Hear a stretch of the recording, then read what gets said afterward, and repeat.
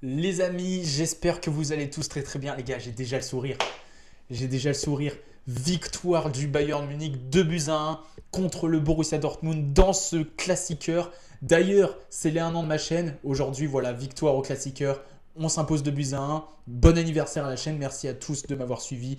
Pendant ces 1 an, l'aventure ne fait que commencer. Et voilà, aujourd'hui, 11e match, 11e victoire. Non mais voilà, on est de retour de la trêve, c'est le classiqueur, le Bayern s'envole en tête de la Bundesliga. J'ai beaucoup de choses à dire parce qu'il s'est passé beaucoup de choses dans ce match. Du coup, victoire 2 buts à 1 du Bayern, dans un score qui ne reflète pas forcément la physionomie du match parce que franchement les gars, la première mi-temps qu'on a sortie, c'était parfait. Mais genre vraiment, c'était parfait dans tous les sens du terme. On était d'une justesse techniquement et ça fait tellement du bien de revoir ça parce que le company ball m'avait tellement manqué. Les gars, on a dominé Dortmund d'une manière et c'était presque frustrant qu'il y ait que 1-0 à la mi-temps parce qu'en plus de ça, on touche un poteau par l'intermédiaire de Michael Olise. Kobel, bon, on fait quelques parades. Kobel, c'est un truc de fou. À chaque fois qu'il affronte le Bayern Munich, tu sais pas pourquoi, il se chie un peu dessus. Et parce qu'il a fait quelques boulettes quand même. Il y a eu beaucoup de cafouillages. Il y a 2 moments en première mi-temps où vraiment il aurait pu littéralement nous donner un but. Et derrière, on n'a pas su concrétiser nos actions. Mais voilà, en première mi-temps, on était d'une justesse technique. C'était quand même assez fou. Alors, j'ai noté des trucs sur mon portable de ce que j'ai vu de ce match. Mais vraiment, la justesse technique, les séquences de possession, les gars, les 10 premières minutes, je crois, à un moment donné, il y avait une séquence de 1 minute 32 minutes où vraiment on faisait tourner. Dortmund, il était là. Il nous regardait. Il savait pas quoi faire parce qu'ils étaient impuissants, les gars. Ils étaient impuissants. Dans les petits espaces et tout, on arrive à conserver le ballon. On s'est soigné, c'est propre. Techniquement, il y a de la confiance. On sent qu'il n'y a pas de précipitation. En deuxième mi-temps, c'était un peu moins le cas. Mais franchement, en première mi-temps, les gars, il n'y avait rien à dire. Collectivement, dans l'ensemble, tactiquement, on était en train de bouffer le Borussia Dortmund. Et c'était presque frustrant qu'il n'y ait que 1-0 à la mi-temps. Parce que les gars, vraiment, le scénario à la mi-temps, enfin, vraiment, j'étais là à la mi-temps, je me suis dit, mais en fait, il n'y a rien à dire. C'est parfait, c'est juste qu'on mène pas plus au score. Il y avait 1-0 sur un but de Kane, on va en parler juste après parce qu'Harry Kane a peut-être sorti pour moi littéralement le meilleur match depuis qu'il est arrivé au Bayern Munich. Je vous le dis très sincèrement. C'était un truc de fou, surtout que cette équipe du Borussia Dortmund était quand même très bien placée défensivement. Je crois sur les 5 derniers matchs, avant celui-ci, ils avaient encaissé qu'un seul but, c'était contre Leipzig, je crois, en Bundesliga. Donc voilà, c'était une défense qui était très solide avec des joueurs très forts, dont Nico Schlotterbeck, qui était peut-être pour moi le meilleur joueur côté Borussia Dortmund. Et d'ailleurs, il y a des intérêts du Bayern Munich, j'en avais parlé dans ma vidéo Mercato Idéal. Je maintiens toujours que Nico Schlotterbeck doit venir au Bayern Munich. Ce mec est vraiment beaucoup trop fort. C'est le patron même de la défense en Allemagne. Enfin, il a fait un retour défensif en deuxième mi-temps. Et le match de Schlotterbeck, il faut juste applaudir.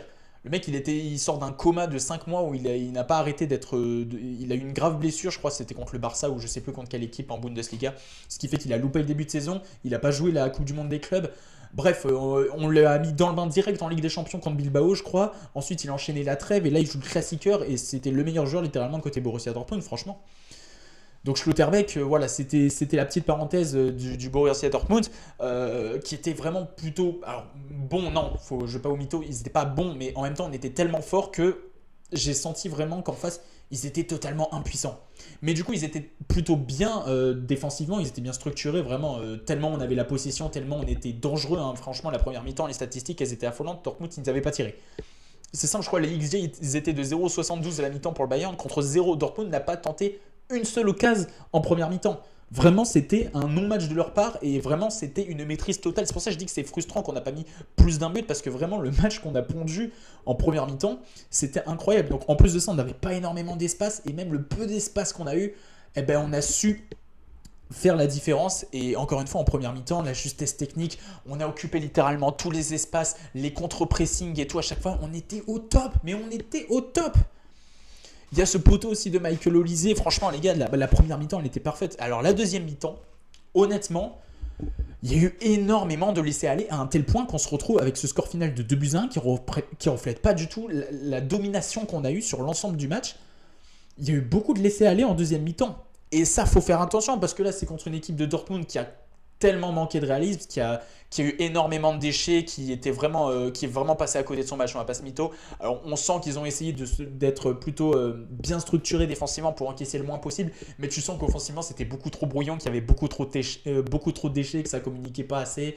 T'as des joueurs comme Karim Adeyemi, franchement on n'a pas su exploiter sa qualité première qui était la vitesse, vu comment la défense du Bayern Munich l'a bloqué. Guirassy c'était pareil, Guirassy les espaces il a pas su en profiter, les appels il n'en a pas eu énormément non plus. Alors il a tenté une frappe qui est partie sur le parking d'Auchan. Donc voilà, ouais, c'était compliqué pour Dortmund. Et je sais même plus ce que j'étais en train de dire. Je sais même plus ce qu'on était en train de dire. Je sais même plus ce que j'étais en train de dire, les gars. Bon, bref, vous avez compris. En tout cas, on était tout simplement trop fort. Ah oui, c'est qu'il y avait beaucoup de laisser-aller. Il y avait beaucoup de laisser-aller. Et ouais, voilà, c'est ça que je voulais dire. C'est que, franchement, dans les matchs de Ligue des Champions, où par exemple, il y a 2-2 contre une équipe type Paris Saint-Germain, mais se laisser aller là, contre une équipe qui va te tuer et qui va avoir des joueurs qui vont pas faire les cons devant les cages, ça peut faire très très mal, surtout dans un match où vraiment, là, t'avais pas énormément de soucis de finition, entre guillemets, parce que bon, il y avait quand même un peu de réussite côté Dortmund, qu'il n'y ait pas eu autant de buts encaissés, il y a eu le poteau aussi, mais contre des équipes qui n'auront aucune pitié, qui n'auront vraiment aucun regret à faire quoi que ce soit, à tuer le match, comme le PSG, franchement, ce genre de laisser-aller, ça peut faire très très mal pour la suite. Ça peut faire très très mal pour la suite. En deuxième mi-temps, franchement, j'ai trouvé ça un peu inquiétant. On a encaissé le but de Julian Brandt 10 secondes après son entrée, ça a été assez fou. Et franchement, à la fin, c'était tendu. C'était tendu. Et heureusement qu'on a des mecs comme Dayot Upamecano, les gars. Mais lui aussi, il va falloir qu'on en parle. On va rentrer un petit peu dans les individualités. On va parler de Kane, mais Dayot Upamecano, mais ce mec, la dimension qu'il est en train de prendre, mais donnez-lui ces 20 millions qu'il demande, donnez-lui aussi la nationalité allemande, donnez-lui tout ce qu'il faut, donnez-lui Schlotterbeck avec lui, tout ce qu'il demande, mais je l'accepte volontiers. Les gars, la dimension que... Est-ce que vous vous rendez compte que Upamecano, est-ce que vous vous souvenez de l'après Manchester City, à quel point le match de Dayot Upamecano était calamiteux. Sous Tuchel, Upamecano, il était calamiteux, les erreurs et tout. Franchement, à un moment donné, je me suis dit, Upamecano, c'est plus possible. En plus de ça, c'était défenseur de l'équipe de France, ça me faisait chier. Mais depuis que Kompany est arrivé sur le banc du Bayern Munich, mais mon Dieu, la dimension qu'il a pris, ce soir, il a été impeccable. Il a pocket Guirassy et Adeyemi. Et en plus de ça, il est en train d'instaurer de la confiance à Jonathan Tah qui avait fait un début de saison plus que moyen. Ah non, franchement, les gars, Upamecano, c'est absolument incroyable. La confiance, franchement, les récupérations hautes, l'agressivité, l'intensité, le pressing, c'est parfait en fait. D'ailleurs, Upamecano, c'est parfait. Tu as besoin d'avoir un joueur comme ça en confiance. Et je pense que pour le mec qui est à côté de lui, que ce soit Minjé, que ce soit Jonathan Tah, franchement, de se dire que, bon, tu as un mec comme Dayot Upamecano qui fait le taf, non seulement ça te booste, et en plus de ça, ça te rassure. Mais c'est rassurant d'avoir Dayot Upamecano à côté de soi en défense. Franchement, c'est un patron, encore une fois. Sans lui, on l'a très bien vu l'année dernière, c'était beaucoup plus compliqué. Je pense que s'il avait été là contre l'Inter, le scénario du match aurait été différent. Mais les gars, Dayot Upamecano, mais par pitié, prolongez-le. Prolongez-le. Mais imaginez, on a une charnière centrale Upamecano-Schlotterbeck. Franchement, ce serait très très fort. Encore une fois, match extraordinaire d'Upamecano. Bon, les gars, je suis désolé, mais Kane. Est-ce qu'on serait pas sur le meilleur match d'Harry Kane depuis qu'il est au Bayern? Parce que les matchs où il me plante des triplés, des quadruplés, des doublés, bon, en soi, il fait ça quasiment tous les week-ends maintenant, en ce début de saison. C'est incroyable. Là, il y a une bataille de celui qui va mettre le plus de buts entre Mbappé, Haaland et Harry Kane. C'est monstrueux. Je crois que là, du coup, Harry Kane, il est repassé devant, même si Haaland, il a mis 2 buts encore aujourd'hui. Bon, bref. Mais les gars, Kane, au-delà du fait que déjà maintenant, il se met même à marquer de la tête sur un magnifique corner de Joshua Kimmich, pardon. Mais les gars, sa qualité de passe. Je rêve de voir une compilation. Pour l'instant, elle n'est pas tombée sur Twitter encore. Mais une compilation des longues passes d'Harry Kane. Est-ce que je vous invite à voir, pour ceux qui n'ont pas vu le match, la passe que va faire Harry Kane, qui derrière va créer une contre-attaque avec Luis Diaz, qui sur le côté gauche va enfin faire la différence, parce qu'on va en parler de Luis Diaz juste après, parce qu'il y a 2-3 trucs qui commencent vraiment à me péter les couilles. Mais les passes de Kane, putain de merde, on dirait des essais au rugby. Comment, avec l'instinct comme ça, tu peux faire des passes téléguidées, mais millimétrées? Non, les gars, franchement, je trouve ça impressionnant. J'ai rarement vu ça, la passe qui va te faire sur Luis Diaz. Mais limite, je la considère comme passe décisive, même si c'est pas la passe décisive. Mais franchement, waouh!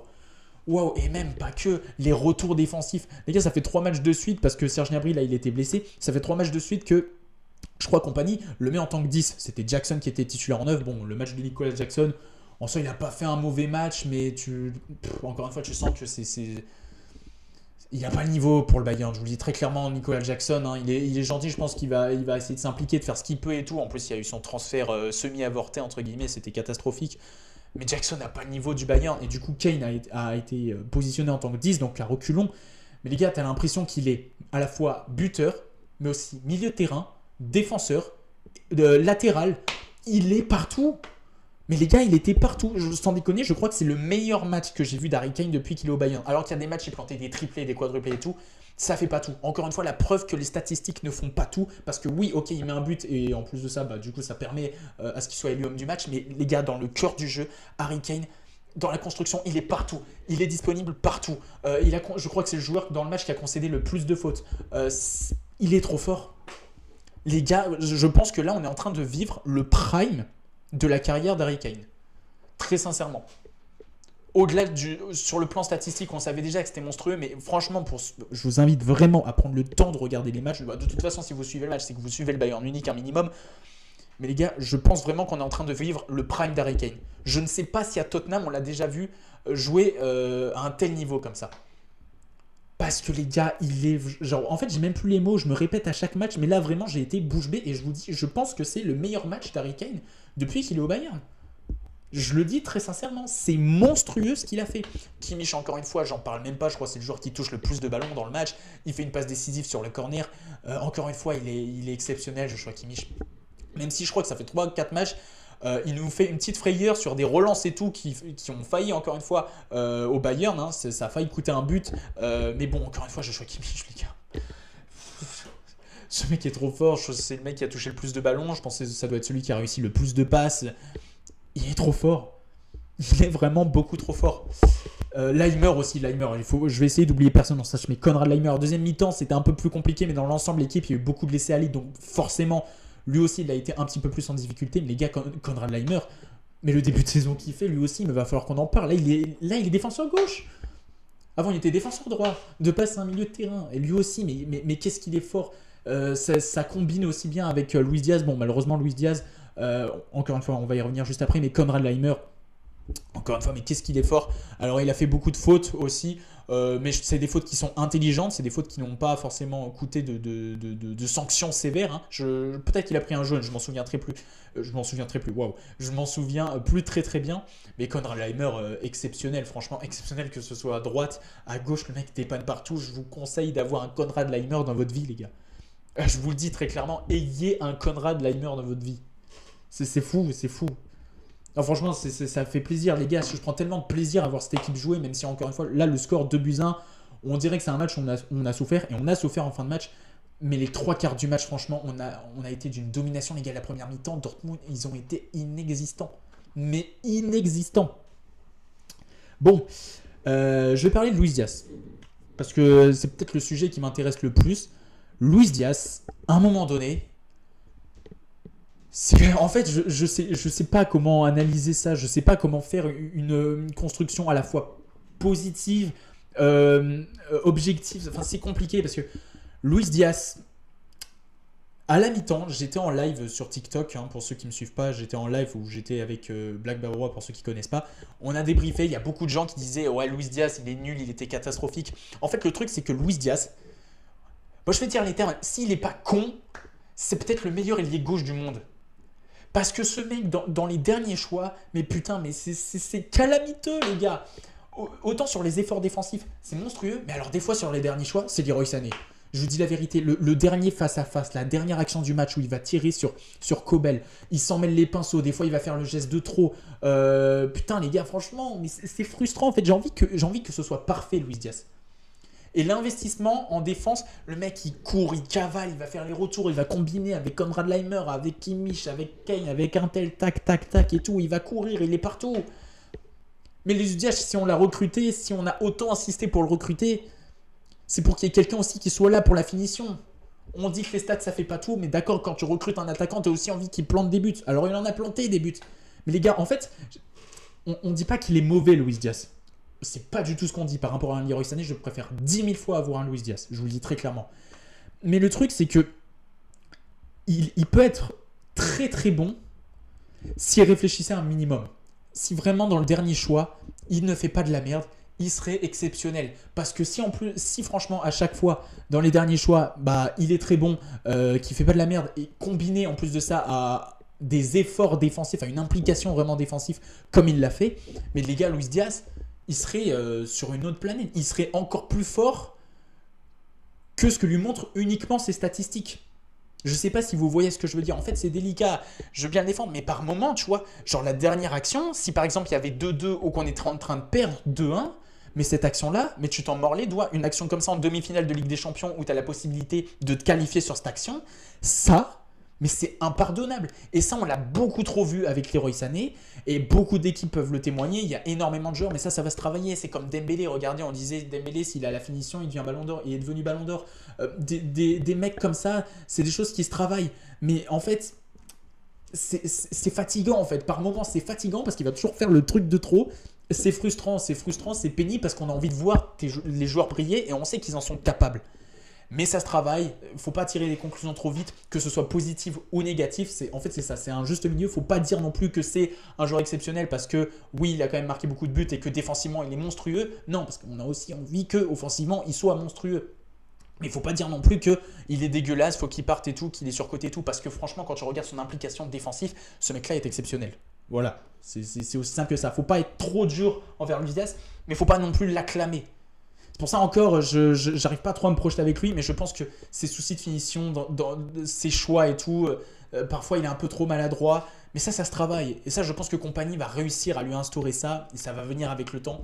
Et quand tu vois que même là, déjà, statistiquement, il fait quand même un bon début de saison, mais ça pourrait être 1000 fois mieux. Et s'il corrigeait toutes ces petites erreurs bêtes qui frustrent, vraiment, quand tu regardes ça, c'est frustrant, mais ce serait encore mieux que ce qu'on est en train de voir déjà.